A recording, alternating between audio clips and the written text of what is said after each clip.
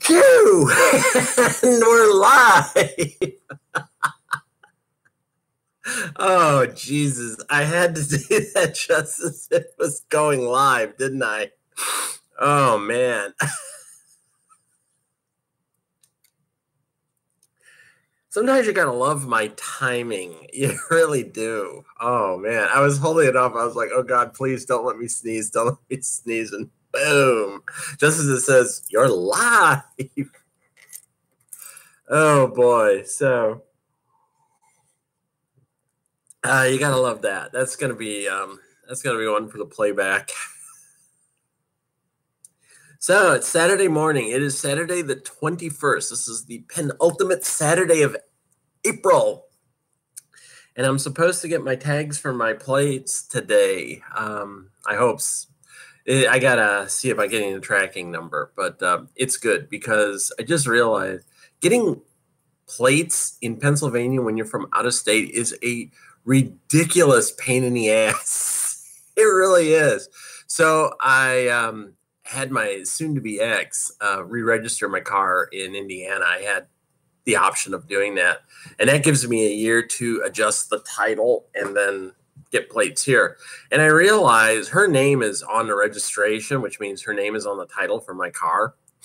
So, you know, that's one of the things I want altered before everything goes. So I figured, yeah, get that title changed, have them send it to me with my name on it. And that way, when I go to get plates, my name's the only one on the title and registration. So there you go. But good news, I did get my driver's license. I have a Pennsylvania driver's license now. The first time I've ever had a driver's license from outside the state of Indiana. And I will tell you the exact date that I got my driver's license in Indiana because it's appropriate. April the 1st, 1974. Yeah. April Fool's Day, I got my driver's license, my first real driver's license in the state of Indiana. And now I got it on April the 19th. So it's almost exactly, 18, 74, 30. It's like, 54 years. Yeah, it's been, I had a license in Indiana for 54 years. And now I'm officially licensed in another state. And I had it done on Emma's birthday. Yeah. I'm gonna have to tell you why I picked that as Emma's birthday, but let me give you some good news first. One of the things that I really loved, because, and I was worried about this, because when you go in to prove that you are who you are, you have to bring your social security card, which I happen to have, and you have to have a copy of your birth certificate, which I happen to have. And you have to have 2 pieces of mail that prove you live where you say you live, which, okay. So, I had, one of them is a letter from my pension fund, which I get every month saying, here's your cash. It's coming. So I proved that. But they had told me originally that the gender marker on my license would be the same as what's on my birth certificate. And the state of Indiana is a pain in the ass about changing the gender markers on your birth certificate. They won't do it without you actually going to court and specifying it needs to be done. I mean, I had to go to court to get my name changed. But getting the marker on my license changed was just, I had to fill out a form and have my doctor sign it again. Because, at 18, women can get their breast enlarged to the size of beach balls if they want. But I can't get an F put on my driver's license unless I have a therapist and a doctor specify that, yes, I do identify as a woman, and no, I am not insane. Jesus Christ. It's just some of the most archaic bullshit in the world that I have to have to, like I have to have doctors signing off to prove I'm a woman. Jesus. Because injecting estrogen into your body for 4 years, there's still some people that say, oh, that's a lifestyle choice. Yeah, try it, asshole. Really, try it if you think it's a lifestyle. Anyway, so I was worried, and they gave me the form to fill out to send to my doctor and say, have her sign this. And then, so they would give me a license with an M on it, and then I'd have to come back and they'd change it. And of course, that would end up costing me more money because I essentially have to have a replacement license, and it's a scam. Trans people, we get hit with this shit all the time. Well, anyway, it was a two-step process because I go through and they fill out all the paperwork in one room, and then they say, okay, you got to go over to this next room and get your picture taken and put on the license. And the first picture I had taken I looked so miserable. And even the woman said, do you want to take another photo? And I said, can I please? I go, I look so sad in that picture. And she goes, yeah, let's take another photo. And so I was smiling, and, actually, which was different than Indiana, who's like, take off your glasses, look straight ahead, don't smile. Okay, but try to smile, but don't, the Indiana license photo I had was like the worst in the world. This one, I'm like, I look normal. I'm smiling.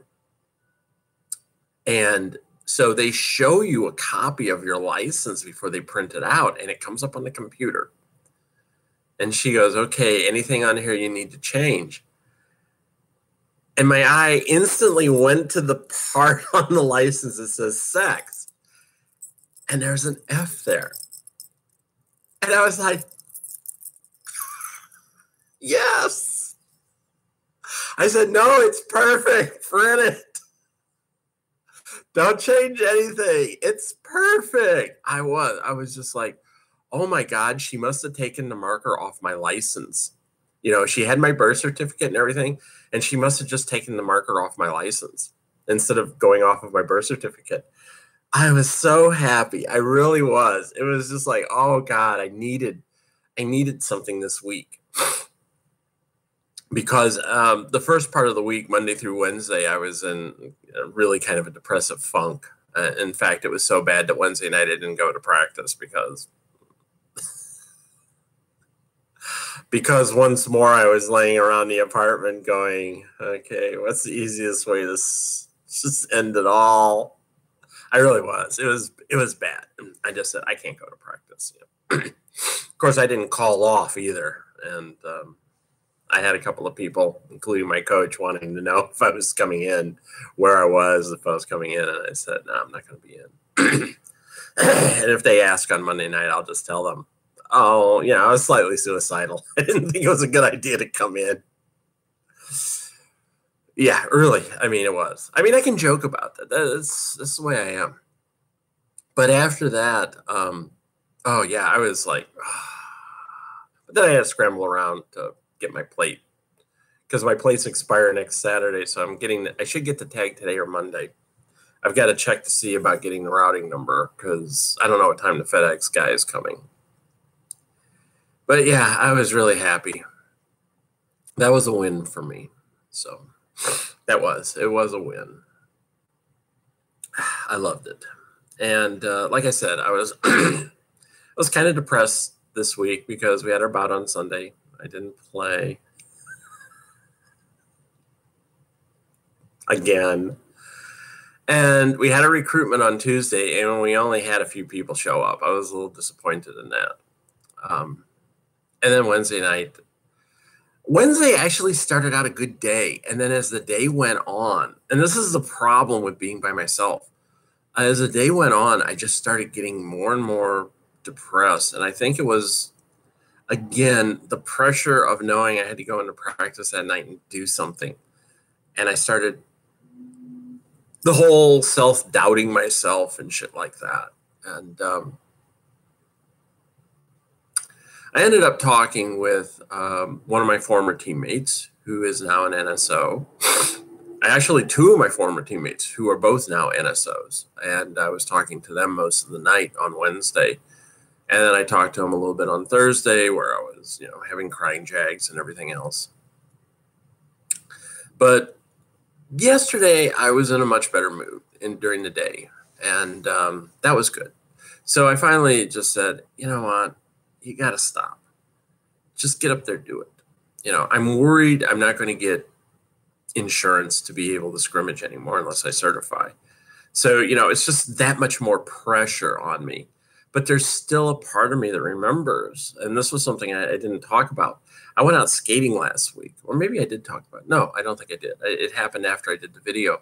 I went out skating last week, and there's a parking lot over in our community college that's just been repaved. Yes, we have a community college, not a trade and tech school, as some assholes believe, but a real community college.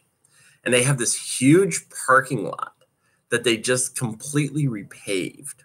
I mean, it is like smooth as glass. Seriously, it is. It is just a marvel. I got on that and it was like, this is almost like skating on the rink. It really was. And I had my music on, and it was late Saturday. Was it Saturday? Yeah, it was late Saturday.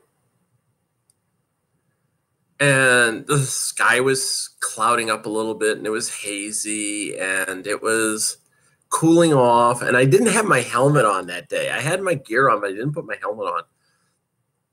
And as I was actually at some point around the college campus actually skating on the roads, because you couldn't skate on the sidewalks. The sidewalks they were hell. It is. It's actually easier to skate on the roads when there's nobody there. And there was nobody driving around the campus. It was like, 7 o'clock on Saturday evening. So anyway, I was listening to music coming into the parking lot before I got a photo. I was listening to U2's All I Want Is You, which is the last song off of Rattle and Hum. And I've always liked that song. It's probably one of the last, I guess you could say, classical songs that Edge played, where they had that old U2 sound from like Joshua Tree. And then when I was in the parking lot, after I took my photo and I started skating, cliched as hell, but Hadaway's What Is Love comes on. And I just kicked it into gear. I mean, it was just like, yeah, I got the 80 beats, man. I do. I got the 80 beats. Or as they said in Star Trek Beyond yesterday, I got the shouts and the beats. And I just was flying across the parking lot from one end, and then I'd, go down and come back. And I was just skating as hard as I could while the music was on. And I made I started over here, went down, came back, up here, back around, up again, back. I was just like nonstop. I was almost pushing almost the entire way. And the song is 4 minutes and 26 seconds long. So I know where I was in the parking lot when I stopped. And then Allman Brothers' Melissa came on. And at that point, I was like, okay, it's time to go. I'm going to take the trail back to my car, because I actually parked in a small, turnoff near I-81. So I was listening to Melissa as I went back. And when I got home, I traced out where I figured I had skated in the parking lot. And I skated 0.98 miles.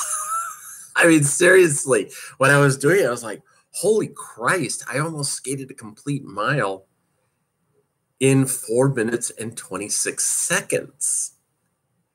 I was like, well, when you skate at 27.5, which is my big hang up, you skate 0.932 miles in 5 minutes. I skated a half mile more in 34 seconds less. I mean, I'm not having to go around 2 turns every, 4 seconds.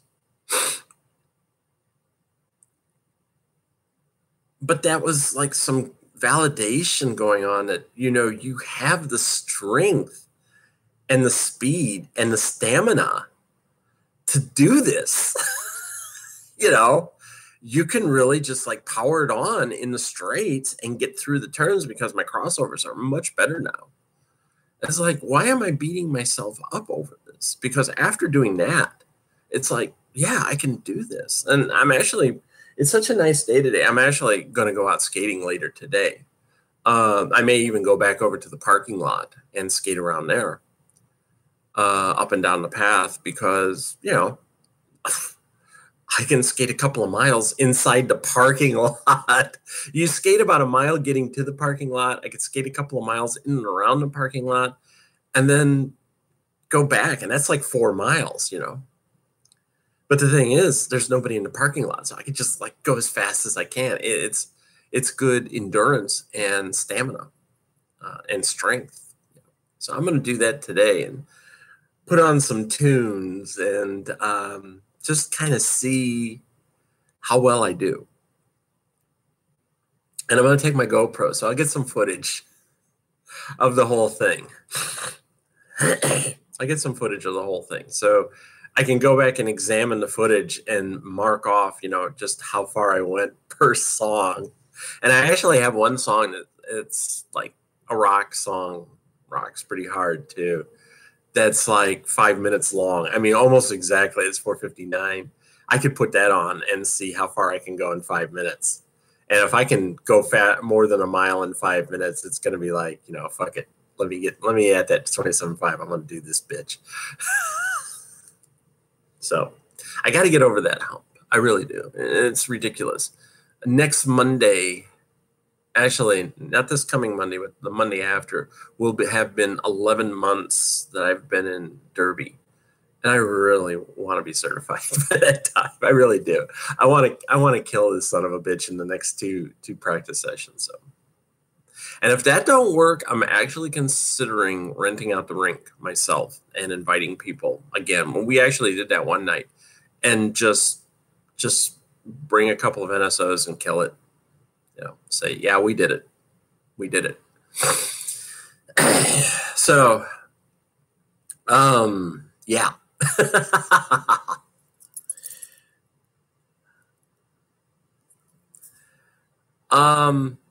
Writing. I have written this week. It's really a great thing. I actually had 4 days in a row of writing. I started on Tuesday. I wrote some last night. I was planning on actually putting out another excerpt yesterday. But I got caught up in some real world bullshit. One of which was some woman, and I'm putting it in quotes because I do have my doubts. Some woman, connected with me, was, telling me, oh, you really look nice and stuff like that. And then like 15 minutes into talking, she's like, do you have any nudes? Yeah, I'm like, yeah, I'm going to pass off nudes to someone who I just met 15 minutes ago online. I just flat out told her.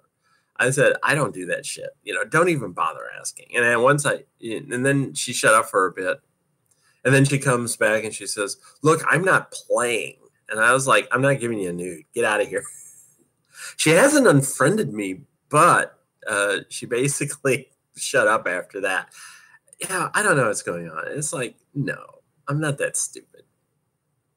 I don't even like people looking people I've been married to looking at me nude. I'm not handing out photos now. I have to really, really, really know you. And you have to ask for it before I will send a picture of me nearly naked. Yeah. Seriously. I will be honest, I have done it with one person only. I mean, in the entire time I've been online on Facebook, I have sent one picture, which it wasn't a complete one, but it was enough. And it's because I knew the person, I trusted them, and they were like, I really would like to see what you look like. And I was like, okay, So I sent it to them, and they thought it was nice. I'm glad they thought so, because I still have. I'll have to talk about that because that was a subject that came up last night when I was talking. But yeah, you just pop in out of the blue, and I don't know who you are. And it's like, no, I don't do that. Jesus, I don't know who you are. And the way she was speaking, and I do again say she, it was in kind of like broken ass English. And that's always a dead giveaway, especially when they say they live in Tennessee. It's like, oh, come on. Seriously? I just wonder every time I see some shit like that. It's just like, and I tried doing Google, searches on the pictures, and I have a feeling they may have like hacked an account somewhere and ripped off someone's photos. So I don't know. All I know is, if I don't hear from them in a couple of days, I'll probably just remove them from my friends list. It's easier that way. But tomorrow for sure I'll have an excerpt out, and I'm going to try to finish that scene. One of the things they got into was talking about, as you saw at the end of the last excerpt, Annie was asking what a media team is. Well, Helena tells them what a media team is and what a media team does. And so they're getting into the last part. I'll actually probably finish up the scene in about 400 or 500 words. So there'll be an excerpt tomorrow for sure. Seriously. And I've already had a request. The next thing, Ren. Hello, Ren. I hope you're watching this video. She wants to know what happens when Carrie goes home with Annie for Christmas, for Yule. And I'm thinking, yeah, that's the next part I got to write. Show what it's like when Carrie's actually around people who care for him, as opposed to, we're getting takeaway, Carrie. Hope you like curry. Yeah, Mom. Because Pavlena's probably going to be like cooking every day. And the only issue that Carrie's going to have is, of course, he's going to have to spend that 2 weeks in Pamporovo with Victor.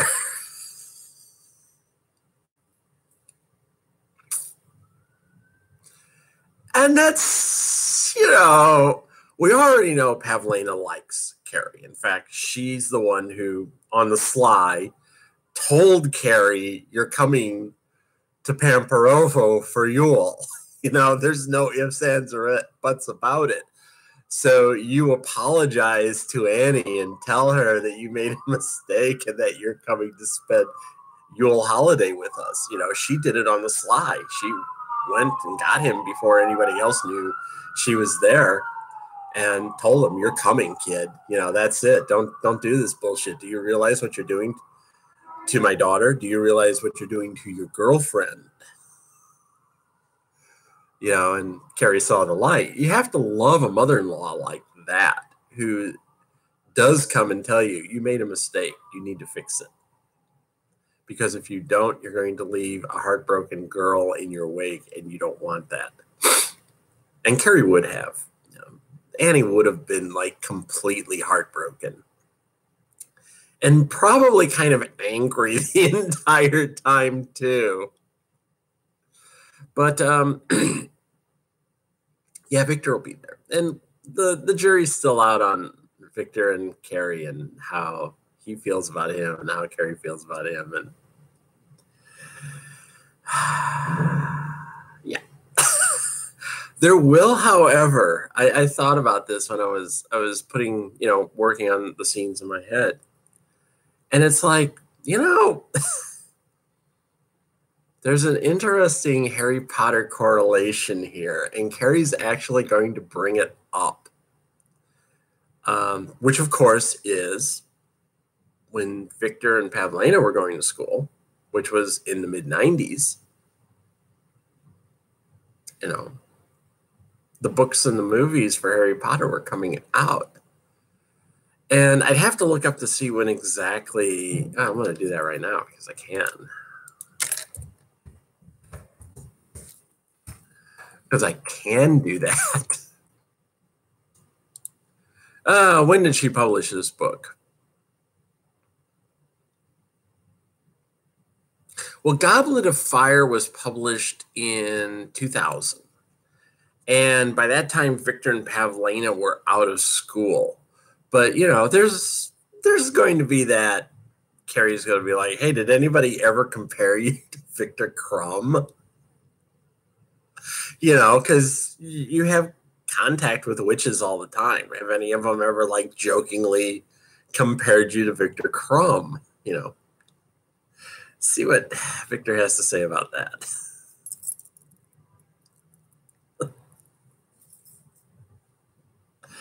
Annie, your father and your son-in-law. But yeah, they will have.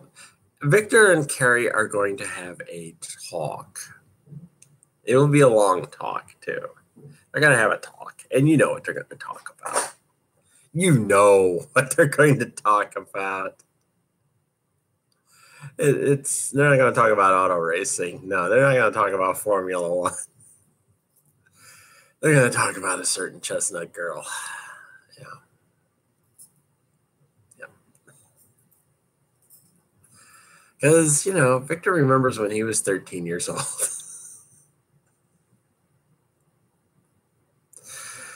And as I've said before, sometimes fathers are real weird in that they remember some of the shit that they were doing with their girlfriends when they were like 15, when their girlfriends were 15. You know, I'm sure there's stuff that Victor remembers that him and Pavlena did when they were like 14 years old. We already know from Pavlena that they had like a hideout where they were snogging all the time and, you know, who knows what else. And now Victor has a daughter. And he's probably like, they better not be doing what we were doing. And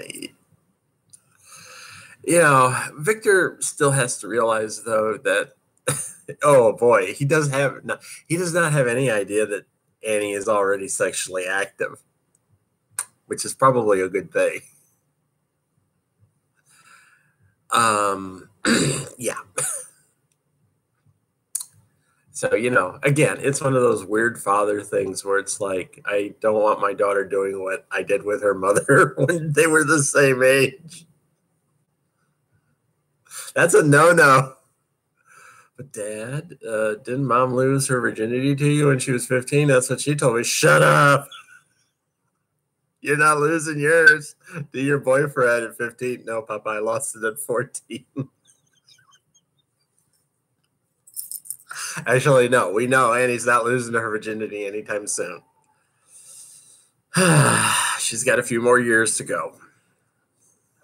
By which time she'll probably be climbing the walls. Oh, Jesus, these kids. Their hormones are going to explode on their wedding night. They will. These kids. It's just going to be rough for them. So that'll be the thing I'll do after this. And then they said, do the Polar Express after that. I don't know. I really need to get back to writing in sequence because I left that one scene in mid-scene. And I really need to get back to writing in sequence, I think. I kind of guess. It's weird because now I'm kind of like all over the place, but at least I'm back on a groove with writing now, which is really helpful. You know, because for a couple of months there, longer than that actually, I just couldn't bear the thought of writing. And now I'm actually looking forward to it. And I'm finding time. That's one of the things I've done this week is even between like watching some TV and taking a nap because I've been getting up early, I always say, okay, now I need to set aside time to write. And I'll usually set aside an hour and a half to write. That's why, and that's what I used to do. I used to set aside like an hour and a half in the morning and write. And it's working. So let's see if it keeps working. But one last thing related to the story is that why did I pick April 19th, which is exactly 2 weeks before Carrie's birthday, as Emma's birthday? Well, that's because my second girlfriend, who I was dating, I think I was 19. No, I was 20. Because she was a senior in high school, and I was 20. I ended up taking her to the prom after she broke up with me. Shows you how stupid I was. Yeah, I broke up with her, and she still wanted to go to the prom. She broke up with me, but she said, I still want you to take me to the prom. And like an idiot, I said yes. But anyway, her birthday was April the 19th. And since Carrie and I share a birthday, yes, we do. Since Carrie and I share a birthday, I thought, I'll give Emma my second girlfriend's birthday, because that's a nice bit of symmetry, that Emma is actually 2 weeks ahead of Carrie. And as it has been stated, they are basically the two youngest members of their level. You know, Carrie is the last one to have a birthday in his level. Emma is the penultimate birthday, you know. So they're like the only ones that stay 13. You know, this year they stay 13 the longest, and they will actually be the only kids on the Polar Express who are 13 years old.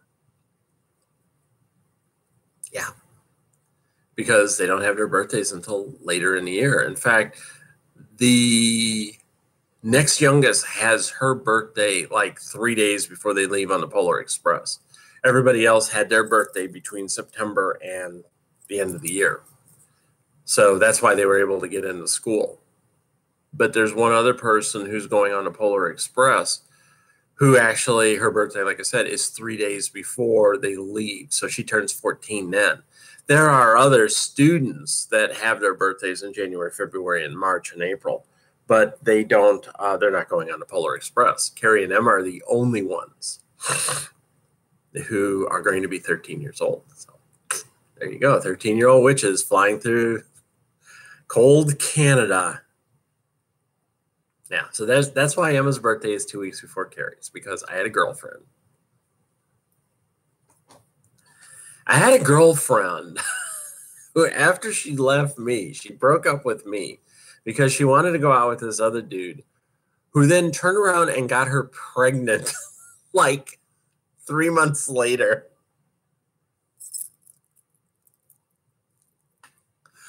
I know, I'm not gloating too much about it.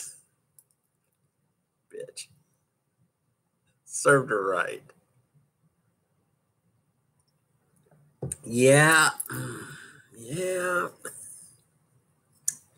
Although we wouldn't be together today. It just was not going to happen. Her family hated me with a passion. I mean, seriously, every time I'd go over there, her parents and her oldest sister were constantly shooting me dirty looks. I went to school with her brother. He was in my grade. And even he was a goofy fucker too.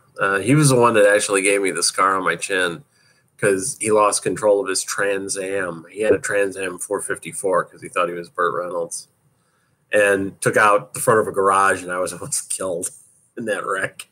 That was the first time I had to go to the hospital for an auto wreck. They took me to the hospital and put 5 stitches in my chin because the windshield in front of me exploded due to a 4x4 coming through it. And if I had been wearing my seatbelt, the 4x4 would have hit me in the face. That's what happened. Because when he lost control of the car and was heading for the garage, I actually slid down as low as I could get in my seat and threw my hands up over my face like this because I knew what was coming. And I braced my knees against the glove box. And I just sort of like, this is before they had airbags, so you could do that. And I just jarred to a stop when he did. But when I looked up, the whole windshield where I'd been sitting was like, there's a 4x4 right through the windshield. And I'm sitting there figuring out the physics because it was like it had blown up and taken out. And it was like, where that came through, that would have hit me in the face. If I had been wearing a seatbelt, I wouldn't have been able to move. And I would have got hit in the face by that 4x4. It would have ripped my face off. It probably would have killed me because I would have suffered like massive blunt trauma damage to the front of my face. Yeah, to my face. And if I hadn't died, I would have been messed up. I really would have been messed up. Broken nose, broken cheekbones. It might have even blinded me. Probably broken jaw, knocked out my teeth. So that was one of those instances where, seatbelts wasn't going to save a life in that instance. That was back in the day when you could get away without wearing a seatbelt. Yeah. So anyway, last night I went out. It was what they call Third in the Berg here. And on the third Friday in Harrisburg, they always got shit going on. And I've never really went out for one. Always been kind of weird about that. I don't go out for Third in the Berg. And last night they had a photographic exhibit on trans and non-binary people at the LGBT Center. So I said, okay, I'll go. I want to get out of the house. So I went there. And there were a few people there, and we started chatting up. And I reconnected with two people that I had met like a year earlier.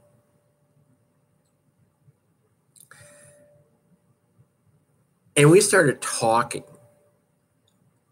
And we all got off on all these different geek subjects. And, we're talking about, like, I had actually convinced one of the girls to, watch Sense8, and she got her friend to watch it, and they were going on about, how sexually reaffirming it was and all this other stuff. And, because one of the girls is bisexual, and then the other one, she's kind of gender non-conforming, I think. Her pronouns are them and they. So she's somewhat non-conforming. And of course, I'm trans, so it was like we had the trifecta going. And we talked about all this different stuff, about Torchwood, about Black Mirror, of course, Doctor Who. I said now I want to get a t-shirt that says my girlfriend is the doctor. Because for the longest time they had a t-shirt that said they still have it that says my boyfriend is the doctor. Well, now I said it's legitimate. You can have a t-shirt printed that says my girlfriend is the doctor. I can finally do that.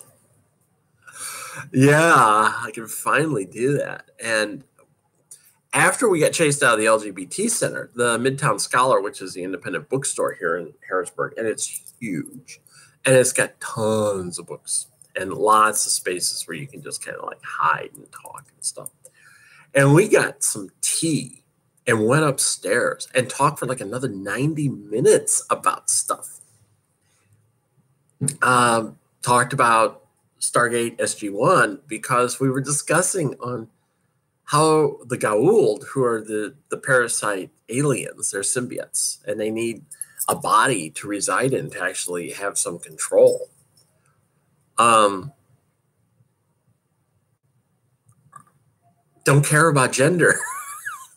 We were going on about that, about how they will switch from one body to another, and they have absolutely no concern for the gender of the host body or the gender of a host body of whom they may be in love with the other symbiote. And I said, we talked about how we've seen that where the symbiotes will be in same gendered bodies, but one of the symbiotes in the past was considered like female.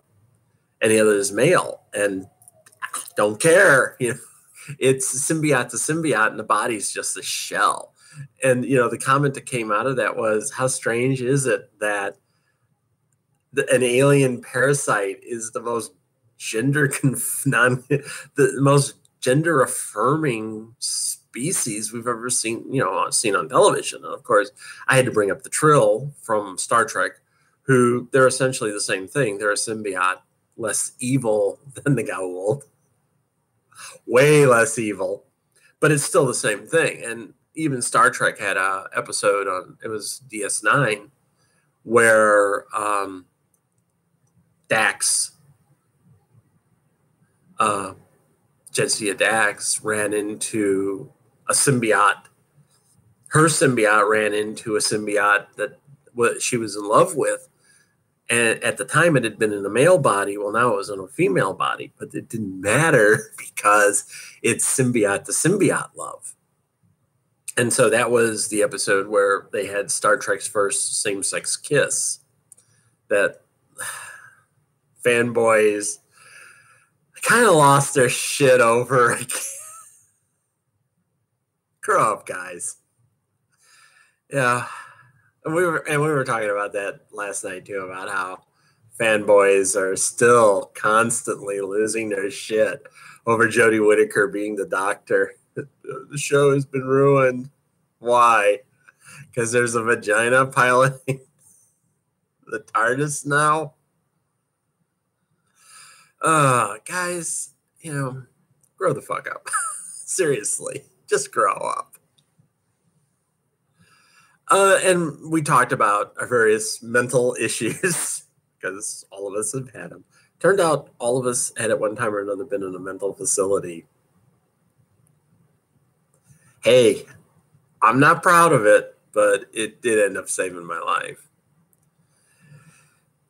And we talked about how, you can relate to different aspects of the Doctor based upon, separation anxiety and stuff like that. And I pointed out that Matt Smith's Doctor is the closest one to having Asperger's, because when you see him in some scenes, Matt Smith's character, I never realized it until last night, he generally has a real difficult time making eye contact with people when he first comes in contact with them, or when he feels himself in an awkward position. And I brought that up about, when he went to Amy and Rory's for Christmas, during one of the Christmas specials.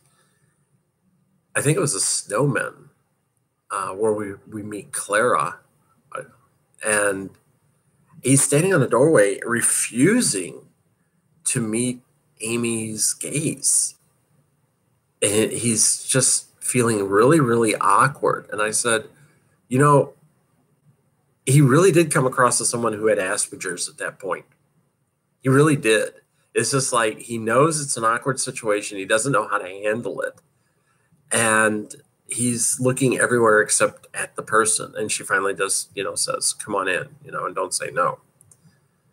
But, yeah, we were Peter Capaldi and his separation anxiety, and how he used his anger to push people away because he really was afraid to be around people, because he always ended up leaving. The people would always leave him, and of course he had a companion die on him, which isn't good, which affected him badly. And it was a real interesting talk. We talked for probably about 3 hours, and when it was all done, I mean, we pretty much almost got chased out of the Midtown Scholar. We left about 10 minutes before they closed the place.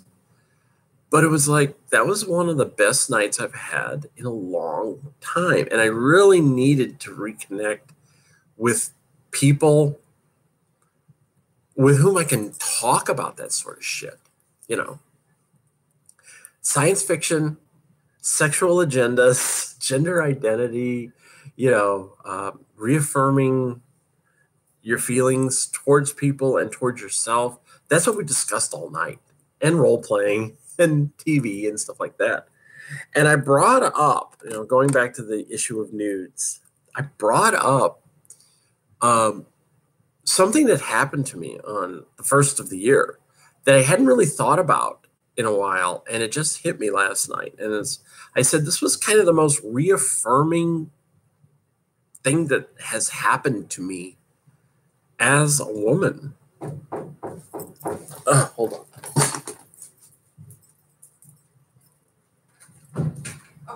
Here you go. Thank you. You're welcome.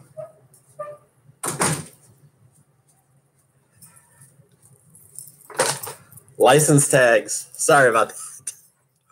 But anyway, getting back, I apologize for that. But when FedEx is knocking, you got to answer the door. So anyway, when I did the penguin plunge on the 1st of January, of course, we go back to the warming tent. And most everybody brought a change of clothes. They told you to, because you don't want to be walking around in wet clothes, especially when it was as cold as it was. So everybody kind of went back to the changing tent, the warming tent. And there's probably about 40 women in this tent. So you're packed in there kind of tight. And everybody's first trying to get the chill out of their bodies. And then you start changing. Well, it's a one big open area. And I said, the one concession I made was I kind of turned because I didn't want anyone to really see, my genitalia, because I was afraid I'd freak a few people out. There was only my teammates who were in the tent knew I was transgender. So, I didn't have to worry about that. But I didn't want to freak anyone else out. But I said, I just noticed that everybody just started stripping down to change, and to warm up even. I remember there was one woman who, she basically pulled off her top and her sports bra and was standing over the fire trying to warm her torso. And here I am doing the same. I stripped down. I took off my sports bra and I took off my top, and I was just down to my underwear trying to dry myself as much as I can before I can put my tights on. And I was like, nobody here really cares. I'm pretty much topless, like a lot of the women in the tent, and no one cares. And I said, that was a very reaffirming moment, in that you're just another one of the women doing this stuff. Nobody was being an exhibitionist about it. In fact, most people were were in their own little spaces. You could see that. Nobody was really looking around, but it's hard not to, notice things when you're in there. But yeah, it was just great. I said that was a very affirming moment for me, to realize that I was in a changing tent full of women who were stripping down to various states of undress, and who were completely unconcerned about anyone else, myself included. Yeah. I didn't snap any photos, but I wasn't going to.